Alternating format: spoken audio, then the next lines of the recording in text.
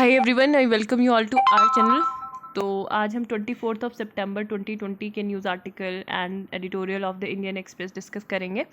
And सुबह मैंने video बनाई थी, 30 से 32-33 मिनट की वीडियो थी, and unfortunately it got corrupted, दोबारा से नहीं चल पाई, रिज्यूम नहीं हो पाई। सो दैट्स द रीज़न कि अभी लेट वीडियो अपलोड होगी। और अभी मैं इतना ज़्यादा तो कैपेसिटी है नहीं कि अब मैं पूरा दोबारा से उसको एक्सप्लेन करूँ सारी चीज़ों को, लेकिन जो चीज़ें हैं जस्ट ब्रीफली हम देख लेंगे जितना भी हो पाता है, ठीक है। So let's get started, and before starting please do like, share and subscribe to our channel and press the bell icon. Okay, तो अभी लास्ट देखते हैं स्पोर्ट्स न्यूज़ से। तो स्पोर्ट्स न्यूज़ में कुछ खास है नहीं आईपीएल के अलावा। तो किंग्स 11 पंजाब एंड आरसीबी जो रॉयल चैलेंजर्स बेंगलोर हैं, तो उनका 7:30 PM पे क्या होगा, स्टार स्पोर्ट्स पे टेलीकास्ट होगा। तो if someone is interested in IPL तो वो देख सकते हैं, ठीक है। दूसरी हमारी इकोनॉमी से रिलेटेड न्यूज़ है, growth likely to contract by 5.9% in 2020। तो यूएनसीटीएडी ने ये बोला है, ठीक है। अब यूएनसीटीएडी क्या है, United nation conference on trade and development, ठीक है, ट्रेड एंड डेवलपमेंट। तो ट्रेड एंड डेवलपमेंट, तो यहाँ से ये जो कीवर्ड्स है इनको ले लो, ठीक है, ट्रेड एंड डेवलपमेंट को। तो ये ट्रेड एंड डेवलपमेंट रिपोर्ट निकालते हैं, ठीक है। ट्रेड एंड डेवलपमेंट रिपोर्ट 2020 इन्होंने रिलीज़ किया है। अंकटाड क्या निकालता है, 2020 ट्रेड एंड डेवलपमेंट रिपोर्ट। तो इन्होंने ये बोला है कि इस रिपोर्ट में कि जो साउथ एशिया है तो उसमें जो जीडीपी होगी वो 4.8% से 2020 में कॉन्ट्रैक्शन उसमें होगा, ठीक है। इंडिया की जीडीपी में जो फोरकास्ट किया है वो 5.9% का किया है इन 2020, और जो रिकवर परसेंट है वो 3.9% किया है।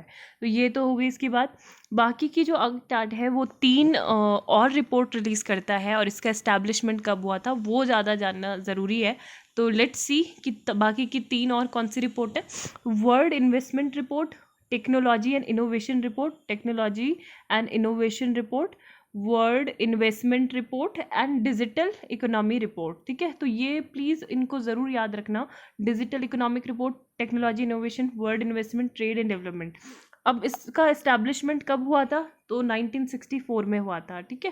तो ये क्या है, एक permanent inter governmental body that is established by the United Nation General assembly. तो उनका के द्वारा ये इस्टेब्लिश की गई थी यूनाइटेड नेशन जनरल असेंबली के द्वारा 1964 में, ठीक है। तो ये एक फैक्ट हो गया, इसको याद रखना है।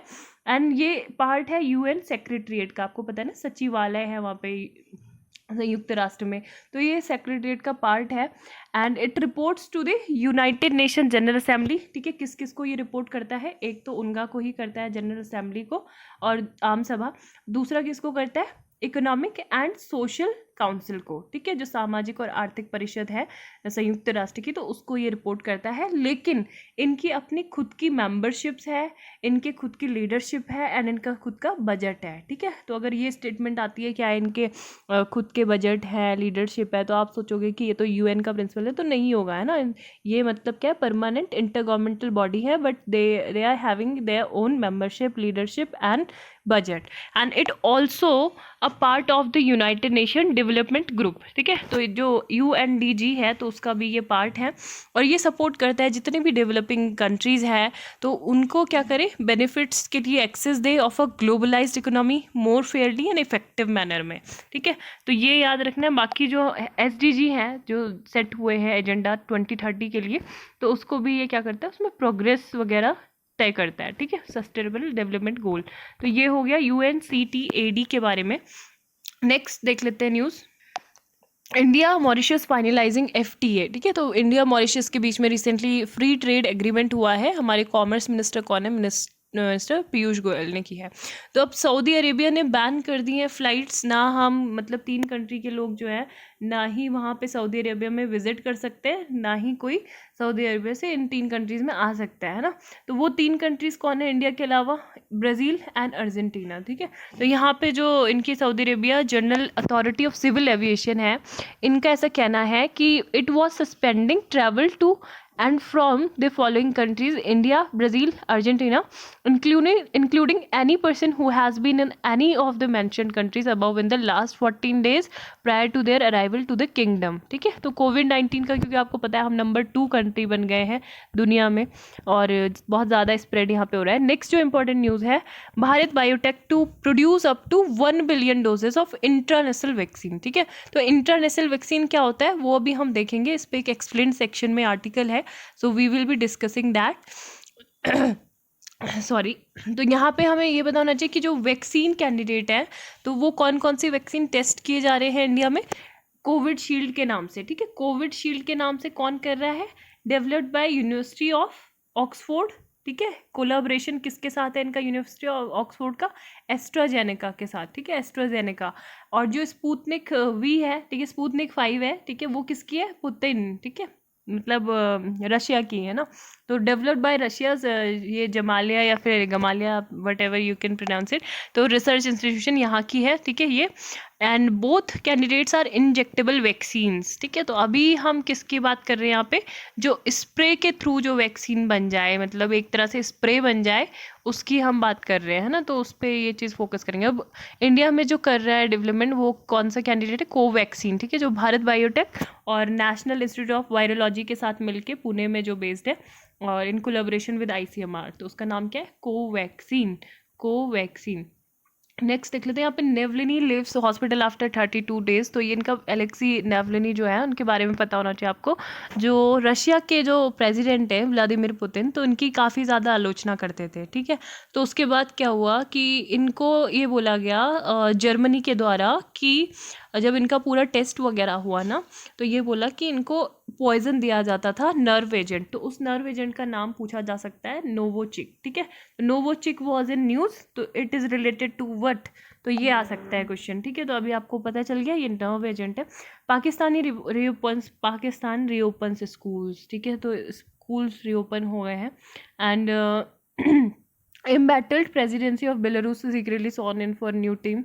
500 whales stranded. तो जो तस्मानिया रीजन है ऑस्ट्रेलिया के पास में, वहाँ पे काफ़ी ज़्यादा जो वेल्स हैं वो स्ट्रैंडेड हो गई हैं और 380 तो डाइड. ठीक है. How national vaccines work, utility concern. तो यहाँ पे यही चीज़ बोला गया है कि अभी भारत बायोटेक ने अनाउंस किया वेंसडे को ही कि वो क्या करेंगे, बिलियन डोसेज मैन्युफैक्चर करेंगे सिंगल डोज इंटरनेशनल वैक्सीन, है ना. तो ये सबसे पहले ये बोला जा रहा है कि इंटरनेशनल वैक्सीन होती क्या है. तो vaccines are delivered through different routes with the most common being in injectable shots, है ना. मसल्स के थ्रू होती है ना, या फिर जो टिश्यूज़ होते हैं जो हमारी स्किन और मसल्स के बीच में होती है, तो वहाँ से हम क्या करते हैं, मतलब वैक्सीन्स को लेते हैं. लेकिन other routes of delivery specially in some vaccines for infant including administrating the liquid solution orally instead of injecting, है ना. जैसे बच्चों को अगर इंजेक्ट नहीं करना है तो उनको किसी पानी के साथ जैसे घोल बना देते हैं एक, है ना, तो उसमें क्या करते हैं फिर वो सोल्यूशन वो पीते हैं उसको. तो इस तरीके की भी होती है दूसरा मेथड. और इंटरनेशनल रूट जो होता है, द वैक्सीन इज स्प्रेड. तो जैसे आप जो अगर माउथ फ्रेशनर मतलब जो माउथ स्प्रे होता है वो यूज़ करते हैं, तो उसी तरह से ये भी होगा कि नॉस्ट्रल्स में यूज़ किया, इनहेल्ड. ठीक है, आपने फिर वो इनहेल्ड कर दिया. तो ये बोला जा रहा है. एंड इंटरनेशनल वैक्सीन्स मतलब क्यों इम्पॉर्टेंट है, क्योंकि ये एक तरह से कट डाउन कर देती है डिपेंडेंस. जो हमारे जो ट्रेंड पर्सनल होंगे, है ना. पहले अब जब देखो मास लेवल पे अगर आई एम सॉरी वैक्सीन का अगर मैन्युफैक्चर मतलब बनती है, प्रोड्यूस होती है मास लेवल पे, तो क्या होगा कि उसके लिए हमको जो ये भी करप्ट ही करते हैं कॉल, मतलब वीडियो करप्ट हो जाती है इस वजह से. And sorry. तो यहाँ पे जो वैक्सीन को जो प्रोड्यूस करते हैं, ठीक है, तो उसके लिए फिर हमें क्या करना पड़ेगा, बाद में उन लोगों को ट्रेन करना पड़ेगा जिनको वैक्सीन इंजेक्ट करनी हो, है ना.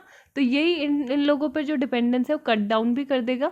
एक मतलब वो सर दर्द दूर हो जाएगा कि किस तरीके से डालना है ना. और यही चीज़ बोला गया क्योंकि यहाँ पे जो लॉजिस्टिक का कॉस्ट है, shipping vaccine, having it available and then having people train to give an injection in the arm is not so easy. So one attraction with the intranasal vaccine is that it's a very simple to use. मतलब you can just squirt it into your nose and it's something that can be self administered, है ना। तो pandemics और outbreak की situation में आप self administered अपने को कर सकते हो, खुद ही आप इसको यूज़ कर सकते हो। नेक्स्ट है रीडिफाइनिंग एसेंशियल आइटम्स। ये मैंने बड़ी देर तक ये बोला था उस टाइम पे, अब तो मैं बता देती हूँ कि क्या है इसमें कीवर्ड्स, ठीक है। तो देखो, एसेंशियल कमोडिटी एक्ट जो था 1955 में, इसको अभी क्या किया गया, पहले राज्यसभा से पास हुआ था, मतलब लोकसभा से हुआ था लास्ट वीक, फिर अभी राज्यसभा से हो गया है पास। और यहाँ पे जो इसका जो एम है वो कुछ स्पेशल जो कमोडिटीज़ हैं उनको क्या करना, डीरेगुलेट करना। उस कमोडिटीज़ में कौन कौन है, cereals, pulses, oil seeds, edible oils, onions and potatoes, ठीक है। अब ये चीज़ इसमें बोला गया है। अब देखो, सबसे पहले अगर हम इसकी पृष्ठभूमि में थोड़ा सा ब्रीफली मैं बताऊं आपको, तो 1955 में ये एक्ट क्यों हुआ था लेजिस्लेट, ये इसलिए हुआ था क्योंकि उस टाइम पे जो हमारी कंट्री थी, हमारे पास कुछ खाने पीने को चीज़ें नहीं थी, है ना। जो फूड ग्रेन प्रोडक्शन था वो हमारा नहीं हो रहा था बिल्कुल भी। तो फूड स्टफ़ क्या था, स्कैरसिटी थी, ठीक है, फूड स्टफ़ में बिल्कुल कमी थी। तो इस वजह से ये समस्या थी। फिर हम किस पे थे डिपेंडेंट, पूरी तरह से हम इम्पोर्ट पे डिपेंडेंट थे, है ना, import and assistance from foreign. तो हम पूरी तरह से इम्पोर्ट ही करते थे। जैसे हम वीट जो था वो मंगाते थे यूएस से, है ना, और उसके बाद अपनी पॉपुलेशन को फीड करते थे। लेकिन फिर बाद में इसकी जो होर्डिंग होने लगी, तो इस वजह से हमने जो ब्लैक मार्केटिंग है फूड स्टफ़ की, तो उसको प्रिवेंट करने के लिए क्या किया, 1955 में हमने ये एक्ट को इनेक्ट किया, ठीक है, एसेंशियल कमोडिटीज़ एक्ट। लेकिन अभी ये बोला जा रहा है कि सिचुएशन इज़ चेंज। अभी जो सिचुएशन है, सिचुएशन हैज़ चेंज्ड। कैसे चेंज हो गई सिचुएशन, क्योंकि अभी क्या है, अभी देखो, जो ministry of consumer affairs and food and public distribution है, तो उनका ये कहना है कि कुछ टाइम तक क्या हुआ है, जो वीट का प्रोडक्शन है, ठीक है, वीट प्रोडक्शन क्या है वो इंक्रीज़ हुआ है ना। पहले क्या था, अगर हम 1955 से लेके और 56 की बात करें, तो इस टाइम पीरियड में कितना था, मतलब 10 मिलियन टन्स था, ठीक है, 10 मिलियन टन्स। लेकिन अगर हम 2018 से 19 की बात करें, तो यहाँ पे कितना हो गया, 100 मिलियन टन्स, ठीक है। और दूसरे इसी तरह से 25 मिलियन टन्स से हम 110 मिलियन टन्स हमारा क्या हो गया, प्रोडक्शन राइस का हो गया है, ठीक है। और सेम पीरियड की हम बात करें 2018-19 से, और जो पल्सेस है वो भी, उनमें भी इंक्रीमेंट देखने को मिला है। तो अब हम इंपोर्ट की जगह पे हम काफ़ी सारी जो सेवरल कमोडिटीज़ हैं उनका हम क्या कर रहे हैं, एक्सपोर्ट भी कर रहे हैं, है ना। तो एग्रीकल्चर कमोडिटीज़, एग्रीकल्चर प्रोडक्ट्स का हम एक्सपोर्ट भी कर रहे हैं। तो ये चीज़ बोला जा रहा है यहाँ पे। अब ये जो एक्ट है ये किसके द्वारा इम्प्लीमेंट किया जा रहा है, ministry of consumer affairs, food and public distribution, ठीक है। तो इन्होंने कुछ शेड्यूल भी किया है प्रेजेंट में। अब इसमें क्या होगा, अब कमोडिटी को अगर सरकार इसेंशियल बना देती है, तो गवर्नमेंट के पास ये अधिकार हो जाता है कि वो उसके प्रोडक्शन को, उसकी सप्लाई को, उसके डिस्ट्रीब्यूशन को क्या कर सकते हैं, कंट्रोल कर सकते हैं, ठीक है। और वो उस पर स्टॉक लिमिट भी लगा सकते हैं। तो ये चीज़ बोली गई है। अब इसमें जो अमेंडमेंट किया गया, किसको अमेंडमेंट किया गया है, 4 पेज का जो बिल था उसमें किया गया sub section 1A in section 3, है ना। अब इस अमेंडमेंट के बाद क्या हो जाएगा, जो सप्लाई होगी इन फूड स्टफ़ की, जिसमें मैंने अभी बताया ये जो प्रोडक्ट थे पोटैटो, एडिबल ऑयल्स, तो ये रेगुलेट होंगे, केवल तब रेगुलेट किए जाएंगे, सरकार का ऐसा कहना है, उसको तभी रेगुलेट किया जाएगा जब एक्स्ट्रा ऑर्डिनरी सर्कमस्टेंसेज होंगे, ठीक है। एक्स्ट्रा ऑर्डिनरी सर्कमस्टेंसेज को कैसे डिफाइन किया गया है, कि जब वॉर हो, युद्ध जैसी कोई स्थिति हो, या फिर क्या हो, प्राइस में बहुत ज़्यादा इंक्रीमेंट हो जाए, प्राइस राइज हो जाए। तीसरी चीज़ ये बोलिए, अकाल पड़ जाए, फैमिन, ठीक है। फिर नेचुरल क्लैमिटी आ जाए, अगर कोई प्राकृतिक आपदा सीवियर नेचर की, तो उसके बाद हम क्या कर सकेंगे, इसको रेगुलेट करेंगे, नहीं तो नहीं करेंगे। And in effect the amendment takes these items out from the purview of section 3(1). Section 3(1) में ये था कि which gives power to central government to control production, supply and distribution of essential communities, ठीक है।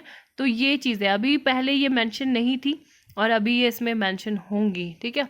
अब इसमें ये बोला गया है कि जो फार्मर्स हैं वो यही कह रहे हैं कि क्या होगा इससे, वो फार्मर्स को हर्ट करेंगे, कंज्यूमर्स को हर्ट करेगा ये जो लॉ है, and will only benefit holders, ठीक है। तो होल्डर्स जो होंगे वो अभी भी मतलब सारे होंगे, और ब्लैक मार्केटिंग जारी रहेगी, And while the purpose of the act was originally to protect the interest of consumers by checking illegal trade practices such as hoarding, but it has now become a hurdle for investment in जो agriculture में मतलब लोग sector में यहाँ पे investment करने से डरेंगे। ये जो दो आर्टिकल हैं, ये वाला आर्टिकल लिखा गया है सुजान आर चिनॉय के द्वारा, ठीक है। तो इन्होंने ये चाइना के बीच में जो क्या हुआ है, अभी 6 पॉइंट कंसेंसस बिल्ड हुआ था इंडिया चाइना के बीच में कि बातचीत करेंगे, डायलॉग को जारी रखेंगे, डिसंगेजमेंट करेंगे, है ना। लेकिन इन्होंने बोला है कि अभी हमारा जो फोकस है वो शिफ्ट होना चाहिए टू मेंटेनेंस ऑफ स्टेटस को along each other perception of LAC। तो इसमें क्लैरिटी होनी चाहिए कि LAC का मतलब चाइना के लिए क्या है, क्या परसेप्शन है, हमारा साइड का जो LAC है उसका क्या है। अभी जो जॉइंट प्रेस रिलीज़ हुआ था 6 round of senior commanders meeting, तो उसमें काफ़ी इंकरेजिंग चीज़ें थी, जैसे कि स्ट्रेंथनिंग कम्युनिकेशन, मिसअंडरस्टैंडिंग को अवॉइड करेंगे, है ना, और जो भी एनी फर्दर एक्शंस जो होंगे उससे रिफ्रेन करेंगे, and including buildup of troops and unilateral attempts to alter the ground situation. Status quo unilaterally change नहीं करेंगे। और इंडिया ने ये भी बोला है कि अगर आपने हिम्मत की यूनिलेटरल स्टेटस को चेंज करने की, तो इट इज़ एन अनएक्सेप्टेबल, है ना, तो वो इंडिया उसको नहीं एक्सेप्ट करेगा। And that China has no intention, China ने भी ये बोला जिनपिंग ने सितंबर 22 को 75th सेशन जो हुआ था उनका का, कि China has no intention to fight a cold war और hot war with any country, and that China will continue to narrow differences. किससे करेंगे वो नैरो डिफरेंसेस, कैसे करेंगे, with other through dialogue and negotiation, ठीक है। तो ये डायलॉग और नेगोशिएशन के थ्रू बातचीत करेंगे, ऐसा किसने कहा, जी जिनपिंग ने। अब यहाँ पे अब हमारी आर्मी के लिए, इंडियन आर्मी को सच में ही ट्रिब्यूट देने वाला मतलब है, सभी को उनको ट्रिब्यूट ही देना चाहिए, है ना। जो ग्लोबल टाइम्स है चाइनीज़ माउथ पीस, काफ़ी सारे वो अनरियलिस्टिक क्लेम्स करते हैं कि अब यहाँ आ गए, अब ऐसे आ गए, अब यहाँ पे हमने कर लिया इनक्रेशन, है ना, ये वो। The military balance in the border areas in eastern Ladakh is fact fairly symmetrical, है ना। तो ये ट्रिब्यूट है to Indian arm force that neither the difficult terrain nor inclement weather has prevented them from responding robustly to the Chinese buildup in Ladakh. तो हमारे जो नौजवान हैं हमारे, काफ़ी अच्छे तरीके से वो उनको बताते हैं, रिस्पॉन्ड करते हैं, है ना। And living basing in no doubt that any adventurous would prove costly. तो ये बोला गया कि जो बायलैटरल रिलेशन है मई 1998 में चाइना ने उस टाइम पे कैंसिल कर दिया था जितने भी एंगेजमेंट है इंडिया के साथ, क्योंकि उस टाइम पे हमने क्या किया था, 1998 में न्यूक्लियर टेस्ट किए थे, ठीक है। 1998 में हमने न्यूक्लियर टेस्ट किए थे। फिर लेकिन बाद में दोबारा से क्या हुई, experts group and diplomatic military official EG इन सब की मीटिंग होने लगी, ठीक है। तो फिर स्टार्ट हुए दोबारा से हमारे जो रिलेशंस थे। लेकिन अभी ये बोला गया कि अभी क्या इनक्रेजिंग है as compare to May 1998 is that dialogue has remained intact at all levels, है ना। हर जगह पे हम बातचीत कर रहे हैं। एंड इंडिया क्या कर रहा है, India is firm resolve to defend its territory. Defense Minister also alluded his speech parliament to the desire to address the current situation through dialogue. और आपको पता है कि S जयशंकर ने जो अपनी recent बुक लिखी है, तो उसमें भी डायलॉग को एक मात्र मतलब एक वे फॉरवर्ड बताया कि यहाँ से एक सबसे मेन डायलॉग, नेगोशिएशन, पीस, यही इस सब से ही क्या होगा, भला होगा दोनों कंट्रीज़ का। देन ठीक है, तो इसमें यही सब चीज़ है। नेक्स्ट जो ये वाला आर्टिकल है, ये RTI से मतलब द ओपेक नेशन। तो यहाँ पे बोला गया है कि गवर्नमेंट क्या प्रमोट कर रही है, अभी गवर्नमेंट को प्रमोट करना चाहिए था ट्रांसपेरेंसी वाला कल्चर, लेकिन वो बोल रहे हैं कि वो ट्रांसपेरेंट कल्चर को मतलब अपना रहे हैं, लेकिन उसके जगह पे क्या हो रहा है, सीक्रेटिव कल्चर डेमोक्रेसी हमारी बनती जा रही है, ठीक है। Government is promoting a culture of secrecy undermining legislation such as RTI। तो यहाँ पे इन्होंने पैराडॉक्स सिचुएशन बोला है कि while transparency is a corner stone of democracy but today's India is cultivating secrecy. Paradoxically this culture of secrecy sometimes justify in the name of transparency. अब name of transparency में कैसे secrecy होती है, ये इन्होंने यहाँ पे डिफाइन किया है कि जैसे इलेक्टोरल बॉन्ड है ना, तो वो कब हुए थे, फरवरी 2017 में सरकार ने बोला था कि ये ट्रांसपेरेंसी होगी, तो इस वजह से हमने ये रिलीज़ किए हैं, इंट्रोडक्शन किया है इनका। लेकिन उन्होंने क्या किया, जो पॉलिटिकल पार्टीज़ थी उनके लिए एनोनिमस डोनेशंस जो थी स्टार्ट की, है ना। और ये बोला गया कि ये क्या करेगा, protected the privacy of donors. तो इलेक्शन कमीशन ऑफ इंडिया ने इसको क्रिटिसाइज़ किया कि the opacity of this financial mechanism and describe it as a retrograde step, है ना। तो ये था एक। तो दूसरा यहाँ पे बोला है सुप्रीम कोर्ट ऑफ इंडिया भी इससे बाहर नहीं रहा है ना। In the case of political funding by electoral bonds और अदरवाइज 3 जज बेंच हेड की गई थी चीफ जस्टिस रंजन गोगोई के द्वारा। तो उन्होंने पॉलिटिकल पार्टीज़ को डायरेक्ट किया था कि वो जितने भी डोनेशन से रिलेटेड जो डिटेल्स है वो क्या करे, सबमिट करे इलेक्शन कमीशन ऑफ इंडिया को सील्ड कवर में by May 30। So that is after the election the matter stop there. इसी तरह से जो असम एडमिनिस्ट्रेशन था उन्होंने बोला कि it was making in the implementation of national register of citizen, है ना। तो फिर गवर्नमेंट उस टाइम पे क्या लगे थे, वो सबमिट करने पे लगे थे अपनी रिपोर्ट। और यहाँ पे जो जस्टिस गोगोई थे उनको सेक्सुअल हैरेसमेंट में एक्यूज़ भी किया गया था। फिर पैनल भी फॉर्म हुआ और क्या लगे, नो सब्सटेंस इन एलिगेशंस, ये सब चीज़ें। तो यहाँ पे जो मदन लोकुर जस्टिस थे उनका ये कहना था कि secrecy is the name of the game, है ना। सारी चीज़ें क्योंकि सील्ड कवर में थी, that was not disclosed even to the complainant. तो ये था। अब ये बोला गया है कि this craze for secrecy has affected the right to information act the UPA legislated law, है ना। तो इंडिया में मतलब क्या कर रहे हैं कि इसको ये क्या करता है, राइट टू इन्फॉर्मेशन एक्ट इससे काफ़ी ज़्यादा डिस्टर्ब होता है। क्योंकि देखो गवर्नमेंट ने अभी क्या किया है, कुछ टाइम से गवर्नमेंट ने चीफ इंफॉर्मेशन कमीशन को अपॉइंट नहीं किया है for a year and after the incumbent retired in August 2014, ठीक है, and did not fill vacant information commissioner posts in the central information commission, ठीक है। तो 2016 और 18 के बीच से कोई भी सीट को नहीं फिल किया गया। एंड जब 7 कमिश्नर जो थे out of sanction strength 11 were in place, ठीक है। तब आफ्टर एससी सुप्रीम कोर्ट ने जब इसमें हस्तक्षेप किया तो कुछ अपॉइंटमेंट्स हुए थे 2019 में, लेकिन जो 4 पोस्ट थी वो तभी भी खाली रही। तो ये एक तरह से क्लियर इंडिकेशन है गवर्नमेंट का कि वो उनका लैक ऑफ ट्रस्ट है सीआईसी पे, है ना, जो इंफॉर्मेशन कमिश्नर है उन पे। एंड ये इसको और क्या करेगा, it's attempt to weaken it, उसको और कमज़ोर करने का। तो ये चीज़ बोली गई है कि अभी जैसे जो फ़ोन टैपिंग से रिलेटेड चीज़ें थी are not responded to any more. In 2016-17 में क्या हुआ था, home and finance ministers rejected close to 15% of the application, है ना, जो उन्होंने आरबीआई से रिसीव की थी। पब्लिक सेक्टर बैंक की रिजेक्ट करती थी 33%। मोदी गवर्नमेंट ने अमेंडमेंट किया आरटीआई एक्ट में, और जो सीआईसी है चीफ इंफॉर्मेशन कमिश्नर, तो उनकी पावर को क्या करने के लिए, लिमिटेड करने के लिए, ठीक है। तो 5 साल का जो टेन्योर फिक्स्ड था उसको मतलब क्या कर दिया गया, उसको कम कर दिया गया, उसको चीफ इंफॉर्मेशन कमीशन और इंफॉर्मेशन कमिश्नर का टेन्योर अबॉलिश कर दिया गया। और जो उनकी सैलरी थी जो फिक्स्ड रहती थी, ठीक है, उसको क्या कर दिया गया, उसको मतलब अब वो फिक्स नहीं है और वो सेपरेटली नोटिफाई किया जाएगा गवर्नमेंट के द्वारा। विसल ब्लोअर प्रोटेक्शन एक्ट जो था, whistleblower protection can now be prosecuted for possessing the documents on which the complainant has been made, है ना। तो ये है। नेशनल क्राइम रिकॉर्ड्स ब्यूरो जो था वो भी काफ़ी ज़्यादा अफेक्टेड हुआ है, डिलेज हुए हैं उनकी रिपोर्ट रिलीज़ करने में। जो 2017 की रिपोर्ट थी वो 2019 में आ रही है।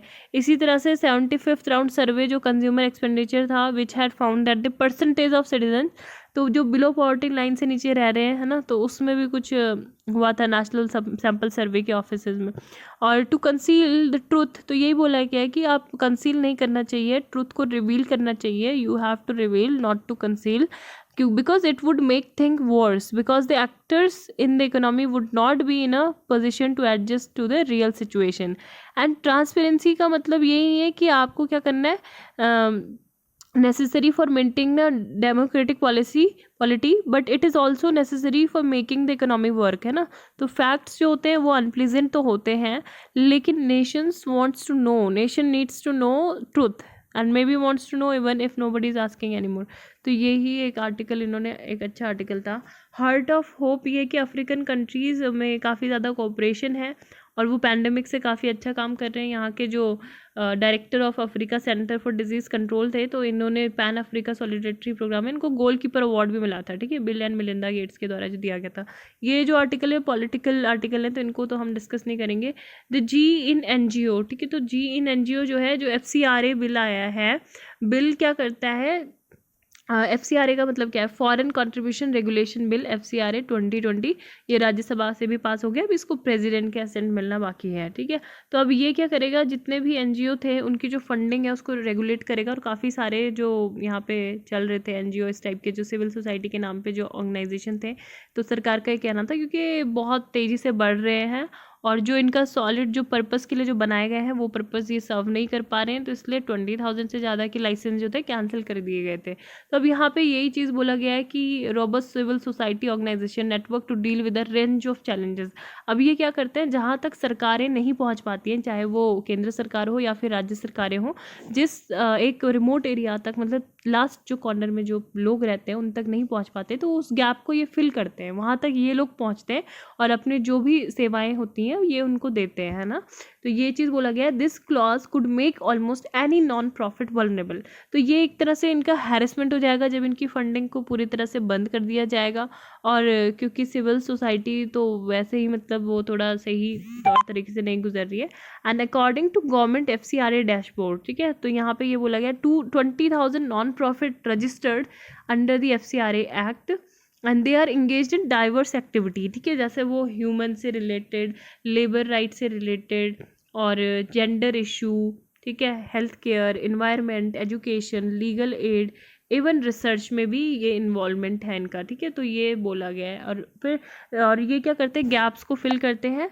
एंड जैसे कि अब most vulnerable section of population कौन है, माइग्रेंट्स वर्कर हैं फॉर एग्जांपल, ठीक है, तो इनके बीच में भी क्या करते हैं, generating awareness of facilitating transfer of government aid. अब मतलब माइग्रेंट्स वर्कर को सरकार ने दे दिया पैकेज, लेकिन उस पैकेज को किस तरह से यूज़ करना है, कैसे इनको मिलेगा, तो वो तो कोई NGO ही इनको बता पाएगा ना पूरी डिटेल में कि आपको इस तरह से बैंक अकाउंट खोलना है या फिर आपके पास कैश आएगा तो वो बताएगा। तो ये चीज़ ये काम करते हैं। Even prime minister Narendra Modi ने भी बोला था, रिपीटेडली ही सेड कि fight against the corona virus is a combination of the efforts to government and civil society and community level जो आउटफिट्स हैं, सेल्फ हेल्प ग्रुप्स हैं, तो इन्होंने क्या किया है, वायरस से लड़ने के लिए सेवरल स्टेट में मतलब आगे अभी जो हमारी सिचुएशन है वो काफ़ी बेहतर भी हो गई है। जैसे केरला, उड़ीसा, राजस्थान में सिचुएशन काफ़ी हद तक नॉर्मल हो गई है ना। तो NGO की जो एक्टिविटी है वो केवल परोपकारिता के लिए नहीं है, it's not about the philanthropy only, but their engagement with people at the grassroots level acquaints civil society workers with the deficiencies of government programs, ठीक है। तो जो गवर्नमेंट प्रोग्राम की डिफिशियंसीज है वो भी उस पर भी ये क्या करते हैं, उसको फिल करने का काम करते हैं। And often makes them ask difficult question, ठीक है। तो discrimination, marginalization, violation of constitutional right, human dignity, तो ये चीज़ है। एंड जो सिविल सोसाइटी इनिशिएटिव है, have informed some of the path breaking laws in the country, जैसे environmental protection act, right to education act, forest rights act, right to information act, है ना। तो ये एक्टिविज्म की वजह से ही आया है और उनको सस्पेंड नहीं करना चाहिए उनके राइट्स को। फ्रेंड्स एंड नेबर्स, ठीक है, फ्रेंड्स एंड नेबर्स जो है USA और मालदीव के बीच में जो डिफेंस रिलेशन है, डिफेंस पैक्ट एक हुआ था, उसका नाम क्या है, framework for US department defence Maldives ministry of defence and security relationship, ठीक है। क्या है, दोबारा से पढ़ लो, framework for US department of defence Maldives ministry of defence and security relationship. तो ये अग्रीमेंट हुआ है। ये अग्रीमेंट बहुत इंपॉर्टेंट है क्योंकि आपको पता है कि पहले जो मालदीव में जो गवर्नमेंट थी, ठीक है, तो वो किसकी थी, अमीन की जो गवर्नमेंट थी वो प्रो चाइनीज़ थी। अभी जो आई है गवर्नमेंट, ठीक है, वो क्या है, वो न्यूट्रल पॉइंट ऑफ व्यू रखते हैं अपना, ठीक है। और इससे पहले काफ़ी ज़्यादा चाइनीज़ की जो प्रेजेंस थी मालदीव में वो तेज़ी से बढ़ रही थी, लेकिन अभी यहाँ पे इनके बीच में पैक्ट हुआ है, डिफेंस पैक्ट, बहुत इंपॉर्टेंट पैक्ट इसको बोला जा रहा है। अब्दुल्ला यामीन गवर्नमेंट थी पहले, चाइनीज़ प्रो चाइनीज़ थे ये। और अभी जो है मालदीव की लोकेशन हमारे लिए इसलिए इम्पॉर्टेंट है क्योंकि वहाँ पे क्या है, काफ़ी इंपॉर्टेंट है। वहाँ पे जो यूएसए का क्या है, डियो गार्सियो, ठीक है, डिएगो गार्सिया है, डिएगो गार्सिया, एक बार आप देख लेना क्या है, ठीक है। जो शागोस आर्किपेलगो है तो वहाँ पे ये है, ठीक है, टापू है। तो उसमें क्या करते हैं, ये यूके से यूएसए को लीज पे मिला था, ठीक है, यूके को यूएसए से लीज पे मिला था। तो यहाँ पे इनके मिलिट्री बेस हैं, किसके, यूएसए के। तो यहाँ से ये जो इंडो पैसिफिक रीजन है वहाँ पे क्या कर सकते हैं, अपनी नज़र रख सकते हैं। और अगर चाइना जो है काफ़ी जो पहले से इन्वेस्टमेंट कर रहा था मालदीव में, तो उसी तरह से अगर करेगा तो मालदीव क्या हो जाएगा, एक तरह से डेब्ट ट्रैप में फंस जाएगा। अब वो डेब्ट ट्रैप में फंसेगा तो उसके बाद वो क्या करना पड़ेगा उसको, अपने जो ये टापू वगैरह हैं, इन जो जहाँ पे भी इसके आसपास के टापू हैं उनको लीज पे देना पड़ेगा चाइनीज़ को। अब चाइनीज़ को अगर दे देंगे तो चाइनीज़ क्या करेंगे, उसका मिसयूज़ करके अपनी वहाँ पे इस्टेब्लिश स्ट्रैटेजिकली जो लोकेशन है उसको और स्ट्रॉन्ग कर देंगे, ठीक है। तो इस वजह से दोनों ही कंट्रीज़ के लिए, चाहे वो यूएसए हो, मालदीव हो, या हम हैं इंडिया, तो सही नहीं था। तो ये काफ़ी अच्छी एक डील हुई है। एंड इंडिया ने भी अभी रिसेंटली कमिटमेंट किया था। हमने देखो कोविड-19 के टाइम पे भी लॉकडाउन में उनको काफ़ी हेल्प की थी, और अभी भी हमने 250 मिलियन जो बजटरी सपोर्ट है मिलियन डॉलर्स का मालदीव को वो दिया है। पैंडेमिक इंड्यूस्ड इकोनॉमिक क्राइसिस, क्योंकि वो टूरिज्म बेस्ड इकोनॉमी थी। $400 मिलियन का हमने लाइन ऑफ क्रेडिट भी दिया है उनके कंस्ट्रक्शन के लिए, है ना। सिंगल लार्जेस्ट इंफ्रास्ट्रक्चर प्रोजेक्ट वो चला रहे, ग्रेटर माले कनेक्टिविटी प्रोजेक्ट। तो हमने ये सारी चीज़ें वहाँ पे की हैं, तो इस वजह से ये बहुत इंपॉर्टेंट था। नेक्स्ट बहुत डिटेल में ही हो जाता है। UP veteran virologist TN. Dhole dies of covid, ठीक है। तो यूपी के जो वेटरन वायरोलॉजिस्ट है TN. Dhole, he dies of Covid, और ये लखनऊ में इनकी मृत्यु हुई, ठीक है। और ये क्या थे, इनको क्रेडिट दिया जाता है क्योंकि इन्होंने independent microbiology and department at Uttar Pradesh, ठीक है, तो ये इन्होंने बनाया था। तो इस वजह से अब यूपीपीसीएस के लिए इम्पॉर्टेंट है। एंड नेक्स्ट जो है, FIR against x head of amnesty India for tweet on community, ठीक है। तो गांजी कम्युनिटी याद रखना, ये क्या है, जो गांजी कम्युनिटी क्या है, गोधरा कांड से रिलेटेड, ठीक है, मुस्लिम कम्युनिटी। तो ये है। Next, open boycott on RS passes 8 bills in less than 4 hours, ठीक है। तो 4 घंटे में काफ़ी सारे 8 बिल्स पास कर दिए। और 122 ऑफ कॉन्स्टिट्यूशन की बात की गई यहाँ पे। तो ये क्या करता है, validity of any proceeding of parliament can not be question, ठीक है। ये इंपॉर्टेंट है कि पार्लियामेंट की जो वैलिडिटी है उसको कोई भी प्रोसीडिंग्स को क्या नहीं कर सकता, कोई क्वेश्चन नहीं कर सकता, आर्टिकल 122 में मैंशन है। एंड 8 बिल्स क्या क्या पास हुए, एक तो यही फॉरेन कॉन्ट्रीब्यूशन रेगुलेशन अमेंडमेंट, दूसरा जो है bilateral netting of qualified financial contracts bill, फिर JNK official bills, appropriation bill, है ना। 3 बिल्स जो है वो 25 लॉज को रिप्लेस करेंगे लेबर कोड से रिलेटेड, ऑक्यूपेशनल सेफ्टी, ये सब हम बता चुके हैं, ये आप देख सकते हो ना, पढ़ सकते हो।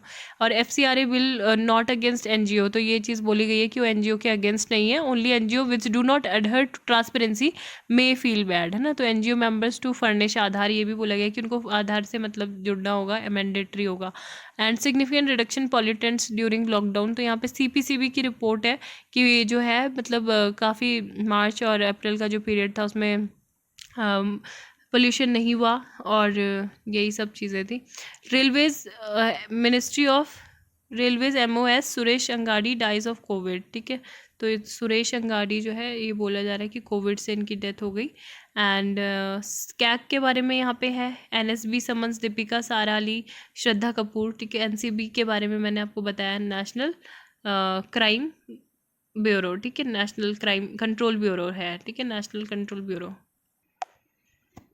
1986 में ये इस्टेब्लिश हुआ था, ठीक है। और एनडीपीएस जो एक्ट था, narcotics drugs and psychotropic substances act 1985 का, उसके द्वारा ये बना था। मिनिस्ट्री ऑफ होम अफेयर्स के अंतर्गत आता है, मिनिस्ट्री ऑफ होम अफेयर्स, ठीक है। और जो ड्रग अब्यूज़ है उसको, वो रिस्पॉन्सिबिलिटी है उसको कंट्रोल करने की, किसकी, केंद्र सरकार की, ठीक है, ये भी पता होना चाहिए। सीएजी के बारे में हमने बताया कि आर्टिकल कौन से में मेंशन है, 148 में मेंशन है, ठीक है। आर्टिकल 148 में मेंशन है कि एक सीएजी होगा, नियंत्रक, एक महालेखा परीक्षक, और 149 में उनकी ड्यूटी है। और इसके अलावा क्या है कि वो सुप्रीम कोर्ट जो जज है, तो उसके ही ग्राउंड पे क्या किया जाएगा, उसको रिमूव किया जाएगा। पार्लियामेंट उसको रिमूव कर सकती है, कैसे, या तो जो प्रूव्ड मिसबिहेवियर के नाम पे, और इनकैपेसिटी, ठीक है। और बाकी ये ऑडिटिंग करता है, ऑडिटिंग जैसे consolidated fund of India, contingency fund of India, public account committees की, ये आरबीआई, एसबीआई और एलआईसी जैसे जो इंस्टीट्यूट है उनकी फंडिंग नहीं करता, ठीक है। तो ये सब चीज़ें। एंड आर्टिकल 122 याद रखना, ठीक है। तो न्यायालयों द्वारा संसद की कार्यवाही की जांच ना किया जाना, ठीक है। Courts not to enquire into proceeding of parliament, ये इसका आर्टिकल है। एंड दूसरा क्या है, सेंट्रल पोल्यूशन कंट्रोल बोर्ड के बारे में भी पता होना चाहिए कि 1974 में ये कॉन्स्टिट्यूट किया गया था। और वाटर प्रिवेंशन कंट्रोल एक्ट, जो पोल्यूशन एक्ट 1974 का था इसके द्वारा, उसके बाद जो इसकी पावर मिली वो किससे मिली, air prevention and control pollution act 1981, ठीक है। तो ये दो याद रखने हैं एक्ट। तो thank you, have a nice day.